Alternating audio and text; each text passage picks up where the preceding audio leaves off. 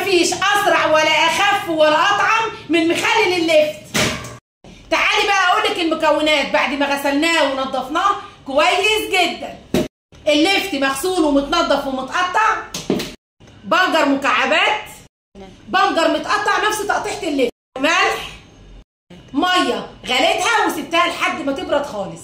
شفشق بقى الخلاط، البنجر اللي متقطع مكعبات، الملح، الميه، تركايه بسيطه خالص، دي ربع معلقه سكر هنحطها معاه. ليه بقى؟ يفضل مقرمش لاخر واحده واعتبريها ماده حافظه.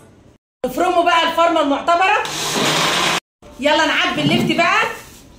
حطيت ربع البطرمان لفت، هناخد بقى من البنجر اللي احنا مقطعينه نفس تقطيعه اللفت.